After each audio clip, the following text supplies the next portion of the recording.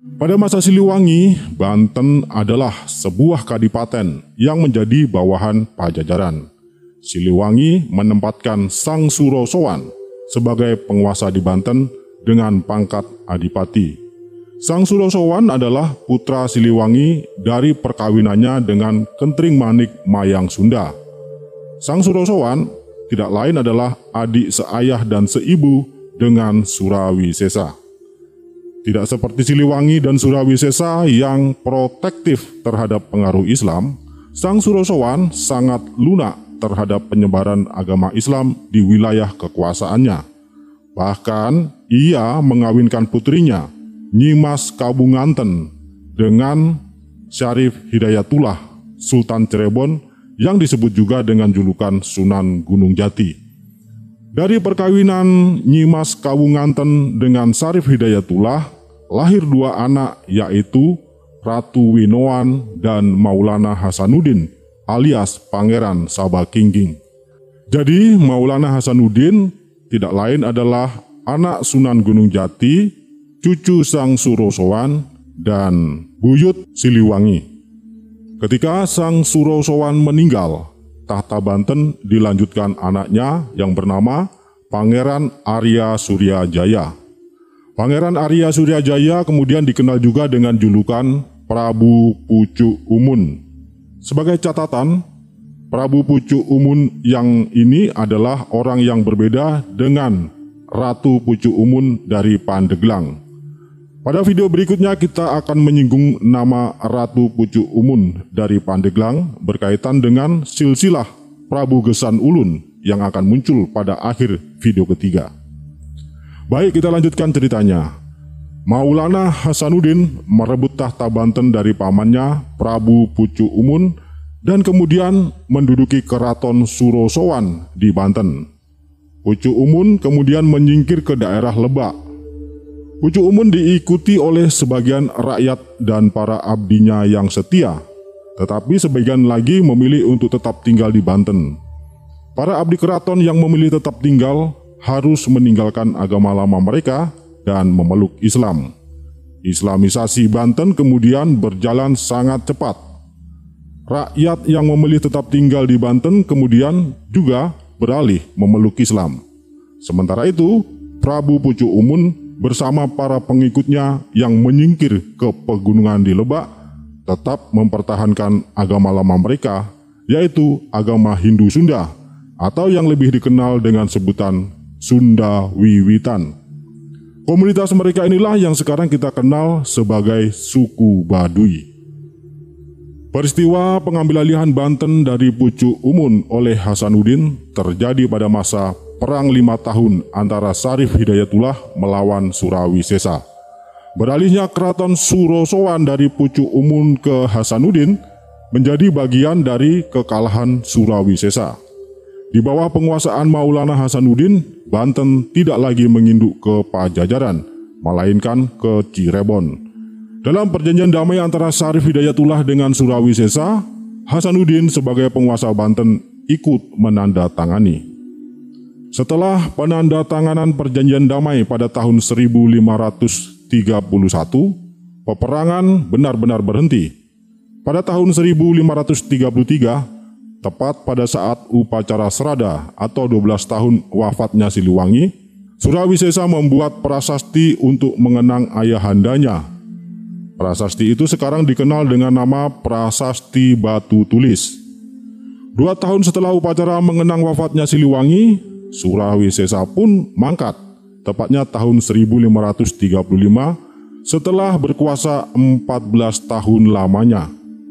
Surawisesa digantikan oleh putranya Dewata Buanawisesa yang kemudian lebih terkenal dengan julukan Prabu Dewata atau Ratu Dewata. Kitab Carita Parahyangan mengenang Surawisesa sebagai seorang kesatria yang gagah berani, tetapi tidak dengan Prabu Dewata. Carita Parahyangan mengisahkan bahwa Prabu Dewata sebagai seorang raja terlalu alim. Dikisahkan, Prabu Dewata gemar berpuasa dan bersamadi sehingga melalaikan tugasnya memimpin negara. Ia terlalu sibuk dengan hal-hal rohani hingga lupa memikirkan urusan pemerintahan. Seorang raja boleh saja menjalani hidup seperti itu, tetapi harus meletakkan mahkotanya terlebih dahulu, kemudian menyerahkan kepada penggantinya, seperti yang dilakukan oleh kakek buyutnya, Prabu Susu Tunggal. Dengan demikian, urusan membangun negara dan mensejahterakan rakyat tidak terabaikan. Ia juga tidak lagi merekrut prajurit dan melatih formasi perang para prajuritnya, seperti halnya yang sering dilakukan oleh Surawisesa dan Siliwangi. Mungkin Prabu Dewata terlalu percaya diri dengan adanya perjanjian damai antara Cirebon dan Pajajaran, sehingga ia tidak pernah berpikir bahwa perjanjian itu bisa saja ada yang melanggar. Untungnya, ia masih memiliki banyak punggawa kerajaan yang setia dan berpengalaman yang telah mengabdi kerajaan sejak masa Surawisesa berkuasa. Dia juga mewarisi angkatan perang yang tangguh dan telah berpengalaman di medan peperangan semasa pemerintahan ayahnya.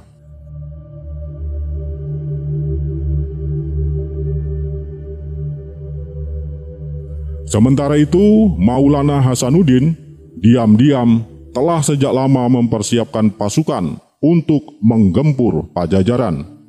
Ia tidak lagi peduli dengan perjanjian damai antara Cirebon dan Pajajaran. Ia menyusupkan pasukannya ke Pakuan secara senyap. Setelah seluruh pasukannya tiba di Pakuan, Maulana Hasanuddin melakukan serangan secara tiba-tiba. Tidak pernah menduga akan datangnya serangan mendadak, pasukan Pajajaran tidak siap menghadapi musuh. Pertempuran dahsyat pun terjadi. Pasukan Pajajaran berusaha menahan serangan pasukan Banten dengan sangat susah payah. Kedua belah pihak bertempur dengan gagah berani. Pasukan Banten berhasil memukul mundur pasukan Pajajaran.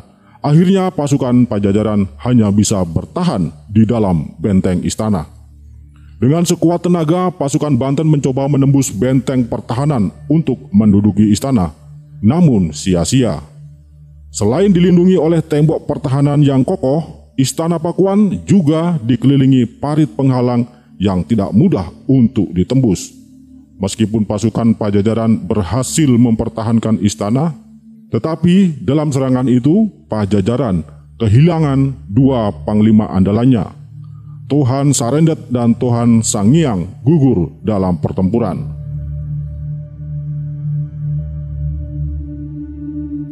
Gagal menembus pertahanan istana, Maulana Hasanuddin menarik pasukannya dari Pakuan, kemudian mengalihkan penyerangan ke wilayah utara. Maulana Hasanuddin berhasil merebut Sumedang dan Jayagiri. Dua wilayah itu kemudian jatuh ke dalam kekuasaan Banten. Kitab Carita Parahyangan menganggap kekalahan Pajajaran dalam serangan pertama Banten itu karena rajanya terlalu banyak berpuasa dan bersamadi, sehingga tidak menyadari musuh membangun kekuatannya secara diam-diam serta melancarkan serangan secara mendadak. Karena itu, Kitab Carita Parahyangan mengatakan, Nya yatna yatna sang kawuri hawa tasira kabalik pupuasaan. Benar nggak ya nih cara mengucapkannya? Ya begitulah, yang artinya berhati-hatilah kalian yang akan datang. Janganlah engkau berlindung di balik puasa. Maksudnya, tugas seorang raja adalah mengatur negara, bukan berpuasa dan bersamadi. Begini, admin tidak bermaksud mengejek orang yang sedang berpuasa. Yang admin sebutkan tadi adalah kritik Kitab Carita Parahyangan kepada Prabu Dewata. Sekadar catatan, Prabu Dewata adalah penganut Hindu. Tapi jika Anda tidak setuju dengan sebutan Hindu untuk agama Raja-Raja Pajajaran, karena menurut Anda mungkin yang benar adalah agama Sunda Wiwitan. Itu benar. Sebab Sunda Wiwitan tidak lain adalah Hindu khas Sunda, yaitu sinkretisme antara Hindu dan kepercayaan asli orang Sunda zaman dahulu. Hal ini juga tidak berarti admin mengolok ajaran Hindu atau Sunda Wiwitan. Hanya saja tampaknya praktik hidup Prabu Dewata terlalu ekstrim dan tidak seimbang, sehingga dapat diartikan sebenarnya dia pun menyimpang dari ajaran agamanya yang benar. Bukankah semua agama mengajarkan keseimbangan hidup antara hal-hal yang rohani dan jasmani? Jadi, Anda yang sedang menjalankan ibadah puasa Ramadan, admin ucapkan selamat menjalankan ibadah puasa. Ingat, jangan lengah, waspada musuh yang datangnya diam-diam, yaitu godaan hawa nafsu, amarah, kebencian, ketamakan, dan lain sebagainya. Baik, mari kita lanjutkan kisah Prabu Dewata. Setelah berkuasa 8 tahun, pada tahun 1543, Prabu Dewata wafat. Ia digantikan oleh putranya bernama Ratu Sakti Sang Mangabatan. Raja ini kemudian lebih dikenal dengan julukan Ratu Sakti atau Prabu Sakti. Jika ayahnya sebagai seorang raja dinilai terlalu religius dan mengabaikan urusan duniawi, termasuk juga mengabaikan urusan-urusan negara, Prabu Sakti justru kebalikannya. Ia mengabaikan ajaran agama dan etika, senang mengejar kenikmatan duniawi, dan memerintah dengan tangan besi. Melihat ayahnya yang gagal memimpin kerajaan karena menjalani gaya hidup yang terlalu religius, layaknya seorang resi, maka Prabu Sakti kemudian memandang rendah para resi, yang menurutnya para resi menjalani kehidupan yang sia-sia. Ia sering menghina dan melecehkan para resi. Dia juga tidak menaruh hormat kepada para bini sepuh kerajaan yang telah berjasa banyak bagi negara. Prabu Sakti juga menarik pajak sangat tinggi dari rakyat untuk membiayai gaya hidupnya yang glamor. Harta benda dan tanah rakyat banyak dirampas oleh kerajaan atas perintahnya dengan alasan demi kepentingan negara. Ayah Prabu Sakti yaitu Prabu Dewata adalah seorang vegetarian yang berpantang makan daging. Tetapi Prabu Sakti kebalikannya, suka berpesta pora, bukan hanya gemar menyantap masakan daging, tetapi juga gemar memangsa gadis-gadis yang masih segar. Ia akan mengambil untuk dikawini siapapun yang dilihatnya cantik dan menarik. Bukan hanya gadis-gadis, tunangan maupun istri orang pun dia tidak peduli. Buaya darat lah pokoknya. Bahkan kitab Carita Parahyangan mengisahkan raja ini juga mengawini ibu tirinya, istri mendiang ayahnya. Tidak kurang-kurangnya para resi mengingatkan tindakan-tindakan buruk yang melanggar ajaran agama dan etika, tetapi teguran-teguran para resi itu tidak membuat raja ini sadar, justru sebaliknya membuatnya marah. Ia menghabisi para resi atau siapapun yang berani mengkritiknya. Banyak resi mengalami nasib buruk. Yang tidak bisa dibunuh, dibakar. Yang tidak mempan dibakar, dibuang ke laut. Demikianlah dikisahkan Carita Parahyangan. Semasa pemerintahan Prabu Resi, kekacauan dan kelaparan banyak terjadi di Pajajaran. Rakyat mulai kehilangan simpati kepada rajanya. Diam-diam rakyat Pajajaran mengidolakan Sultan Banten dan Sultan Cirebon yang dipandangnya jauh lebih bijaksana.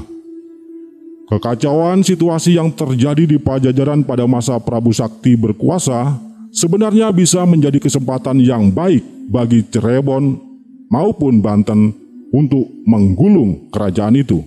Tetapi kesempatan baik itu tidak dapat dimanfaatkan oleh Cirebon maupun Banten, sebab sebagian besar pasukan Banten dan Cirebon sedang dikerahkan untuk membantu Sultan Trenggana dari Demak menyerang Pasuruan.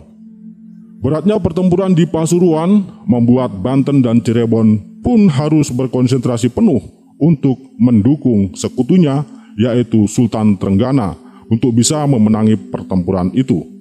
Tetapi akhirnya Sultan Trenggana sendiri pun tewas dalam pertempuran di Pasuruan pada tahun 1546. Pasca tewasnya Sultan Trenggana, Demak dilanda konflik perebutan kekuasaan antara Sunan Prawoto dan Pangeran Seda Lepen. Cirebon dan Banten sebagai sekutu Demak pun terseret dalam pusaran konflik internal Demak. Kesultanan Demak akhirnya runtuh karena konflik internal itu dan keberadaannya kemudian digantikan oleh Kesultanan Pajang. Setelah terlibat dalam pusaran konflik internal di Kesultanan Demak, dan akhirnya Demak tamat dalam panggung sejarah, Banten dan Cirebon pun lemah. Banten dan Cirebon tidak lagi mempunyai sekutu sekuat Demak.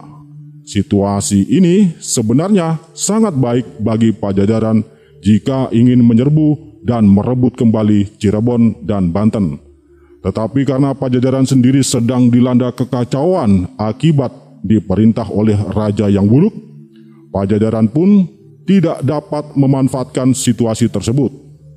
Dengan cepat, Banten dan Cirebon bangkit dan kembali memperkuat angkatan perangnya. Para pembesar Pajajaran melihat potensi ancaman kembali menguat, sedangkan Pajajaran sendiri semakin hari semakin lemah akibat ulah rajanya.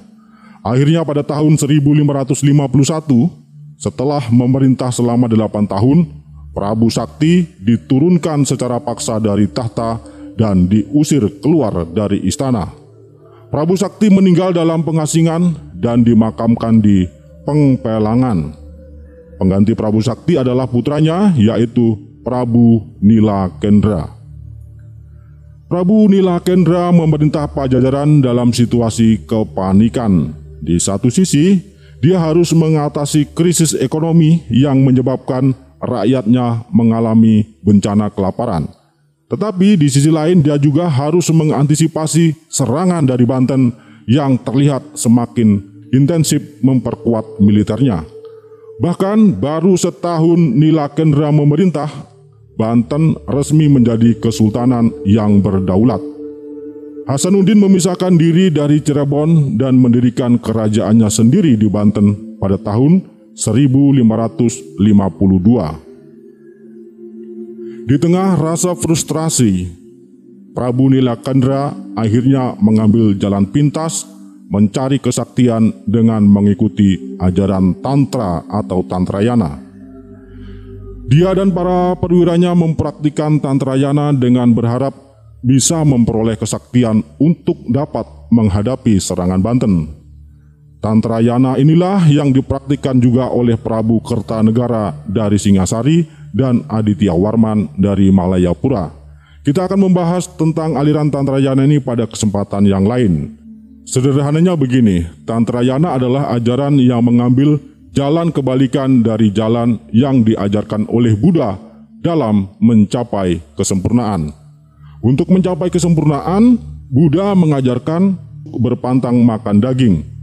Tetapi Tantrayana justru berpesta daging dalam ritualnya. Buddha mengajarkan untuk menghindari minuman yang memabukkan. Tetapi sebaliknya Tantrayana justru minum alkohol hingga mabuk dalam ritualnya. Buddha mengajarkan agar berpantang senggama. Tetapi sebaliknya Tantrayana justru melakukan senggama secara bersama-sama dalam ritualnya. Puncak ritual Tantrayana adalah bersatunya lingga dan yoni, yaitu persenggamaan laki-laki dan perempuan.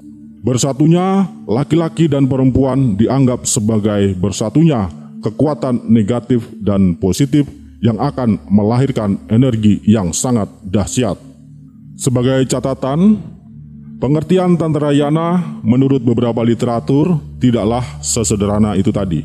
Bahkan praktik yang demikian itu tadi dipandang sebagai penyimpangan dari Tantrayana yang sesungguhnya. Tetapi bagi yang ingin mencari kesaktian dengan jalan pintas, cara-cara itu tadi dulu sering dipraktikkan. Dalam kasanah ilmu-ilmu kanuragan dikenal adanya aliran hitam dan aliran putih. Penganut aliran putih memperoleh kedikdayaan dengan mengekang hawa nafsu. Tetapi penganut aliran hitam justru mengumbar hawa nafsu. Maka jalan aliran putih adalah jalan yang sulit dan berat, sementara jalan aliran hitam adalah jalan yang mudah dan menyenangkan. Tampaknya Prabu Dewata, kakeknya Prabu Nilakendra, mencoba menjalani aliran putih, tetapi dipandang gagal. Maka Prabu Nilakendra mengambil jalan yang mudah, yaitu jalan hitam. Kitab Carita Parahyangan menyebutkan juga bahwa Nilakendra mengandalkan batu hitam. Batu hitam diartikan oleh para ahli maksudnya adalah jimat. Pada masa Nilakendra, keadaan di istana Pakuan tidak lebih baik dari pada masa Prabu Sakti. Pada masa pemerintahan Prabu Sakti dan Prabu Nilakendra ini, carita Parahyangan menyebut Pajajaran memasuki masa Kaliyuga. Artinya, Pajajaran sedang dalam era kegelapan. Kemiskinan, penderitaan, dan kekacauan melanda rakyat Pajajaran. Sementara para pejabat dan penguasanya hidup berfoya-foya, memerintah dengan semena-mena. Benar seperti yang diduga Nilakendra, cepat atau lambat Banten akan menyerang Pajajaran.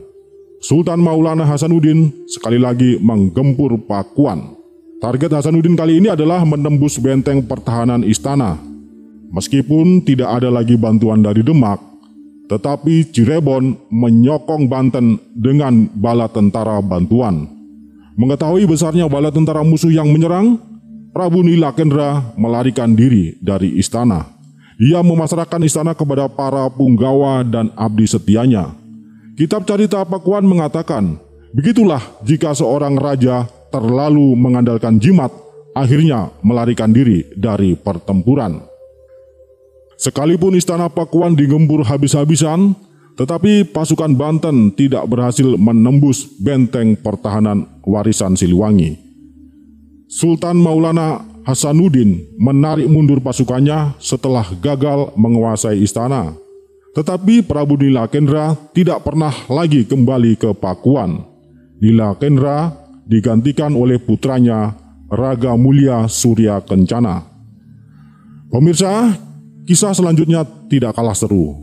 Kita akan menyimak bagaimana serangan Banten yang ketiga kalinya ke Pajajaran di bawah pimpinan Sultan Maulana Yusuf. Tetapi karena video ini sudah cukup panjang, admin khawatir Anda bosan dan tidak akan menyimaknya sampai selesai, kan mubazir. Maka admin sudahi dulu video kali ini. Kita akan melanjutkan kisah-kisah terakhir riwayat Pajajaran pada masa Prabu Surya Kencana dalam video berikutnya. Bagikan kepada sahabat dan kenalan Anda jika menurut Anda video ini berguna. Mohon maaf jika ada kata-kata yang melukai perasaan. Juga mohon maaf jika dalam narasi ini ada kekurangan maupun kekeliruan. Narasi ini disusun dan diolah dari berbagai sumber. Jika Anda mempunyai pendapat yang berbeda, silakan tulis dalam kolom komentar. Terima kasih sudah menyimak video ini hingga selesai. Salam sejarah, salam budaya, wassalam, rahayu, rahayu, rahayu. Semoga Tuhan memberkati.